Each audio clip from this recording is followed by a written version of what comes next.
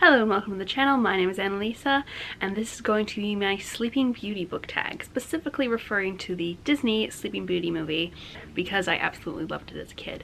And I'm realizing now that my lipstick might be really distracting with the dark on one side and the light on the other side, but the theme demanded it. If you've watched the film, you'll know that there is a contentious difficulty with a dress that the main character wears, sort of the main character, that the princess wears, where one fairy wants the dress to be pink and the other wants it to be blue, and it goes back and forth throughout the movie. So that's what's going on here. So when I was a kid, if I had owned the Beauty and the Beast movie, that one might have been my favorite because of the whole bookish thing, but I only owned like the Cinderella 2 and Sleeping Beauty as a kid, so I rewatched it over and over and over.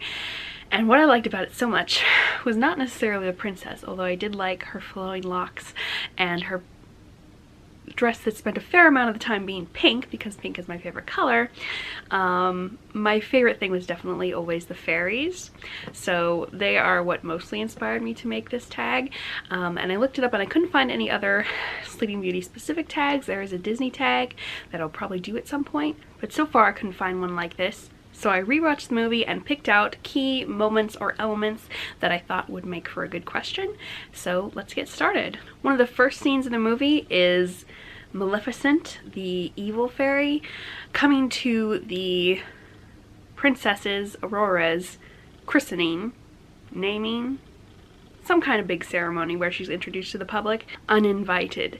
And one of the fairies, I think it's Merryweather, says, "You're not wanted," or "You weren't wanted." And Maleficent exclaims, "Not wanted!"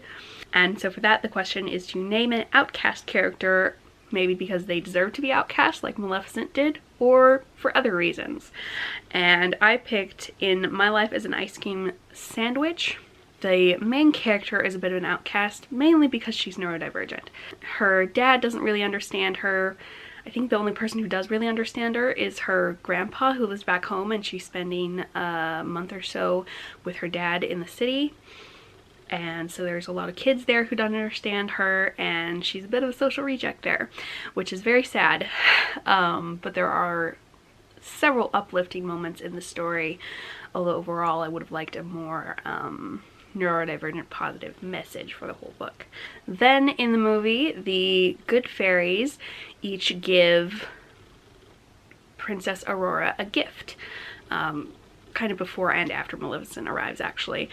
And two of the gifts are to be beautiful and to be a good singer. And so I want to know about a talent, skill, or ability that a character was born with. And I picked from, no, I can't reach that, Elatsoe. The main character, Elatsoe, is born with the ability to speak to ghosts. She didn't study to get this ability or work to get it. That is just how she is. And she uses that to try to help people, and in one case she solved the mystery of a murder that has happened because the victim of the murder came to her as a ghost and told her a few details about what had happened, and so she sets out on a quest to solve the murder and get justice and protect the people who the murderer might be going after next. Then, in response to Maleficent saying that the princess will prick her finger on the spindle of a spinning wheel, the king decides that all the spinning wheels in the kingdom must be burned, which will either make it so that the country has no thread, or so that everyone who would normally use a spinning wheel has to use a drop spindle, which is way, way slower and a lot more work. So it would have really upset the lives of a lot of thread makers. And so the question I made for that is, when did a character make a choice that seemed for the best, but it affected other people negatively? And I picked A Song Below Water for this prompt because there were quite a few decisions in that the characters try to make the best decision in the moment, but there were unforeseen consequences or consequences that were a big deal but would come later on, and you didn't get to see immediately what bad things would happen from it.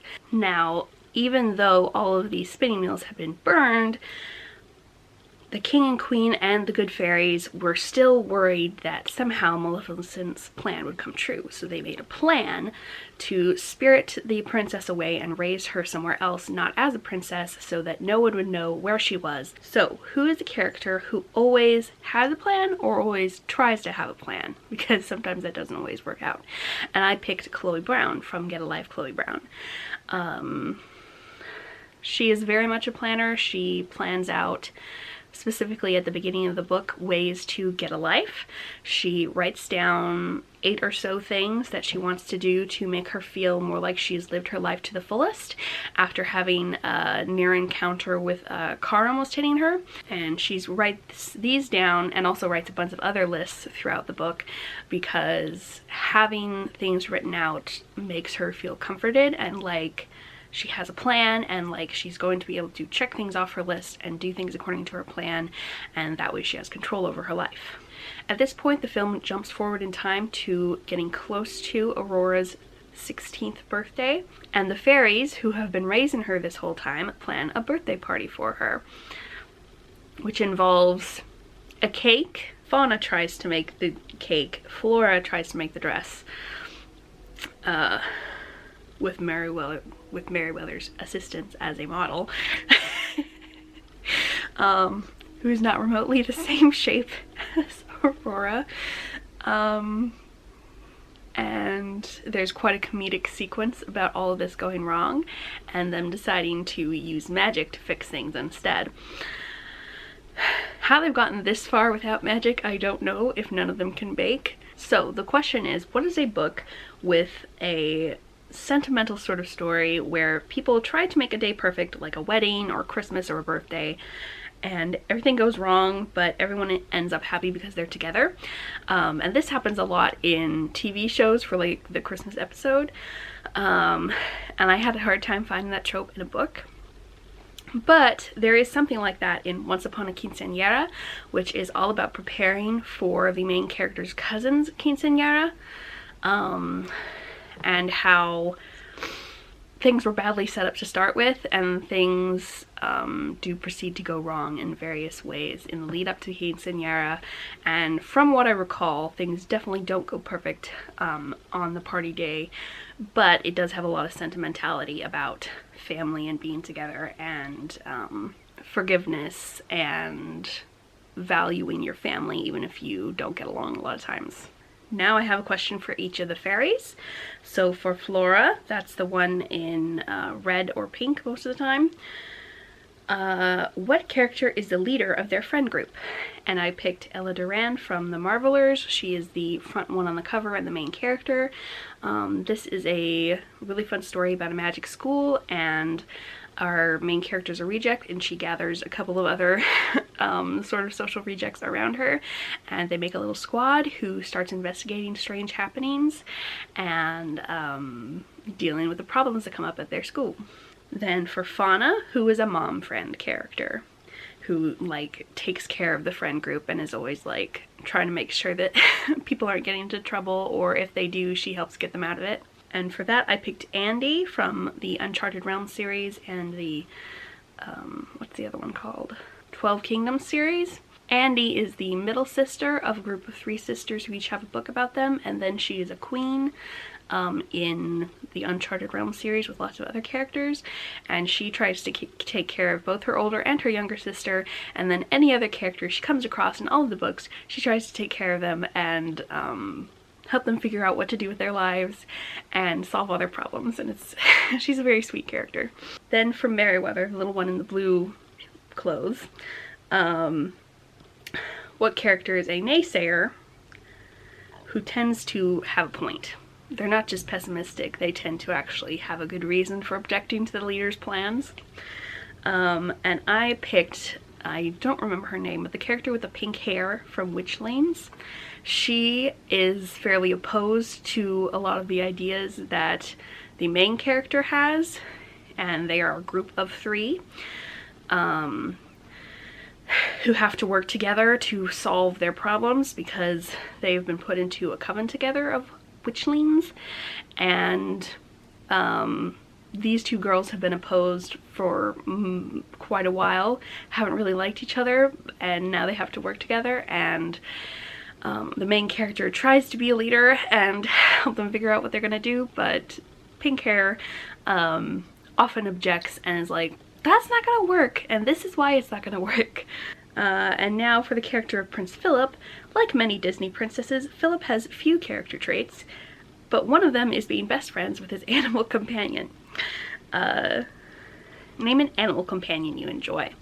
I picked the dragons from Dragons in a Bag and that whole series. In this story, dragons are more mythical creatures and animal-like rather than people who can talk. And they aren't necessarily helpful, but they hang out with the characters, and the characters kind of have to escort them to safety. Now at this point of the tag, I want to say that if you haven't watched this movie and you don't want spoilers for this movie, I will be talking about plot points from the rest of the movie going forward, so don't watch the rest of this if you don't want to be spoiled for it. But Maleficent lives at a place called the Forbidden Mountain. And at one point, Prince Philip gets captured, and he is rescued by the three fairies. They unlock the prison cell he's in and bring him his horse, but he also has to do a lot of fighting and escaping on his own, and they help by doing things like creating a bridge of a rainbow and turning arrows that are shot to him into flowers. And so, what is a book that includes turning something bad into something good? This could be recovering from trauma, rehabbing broken down building, etc.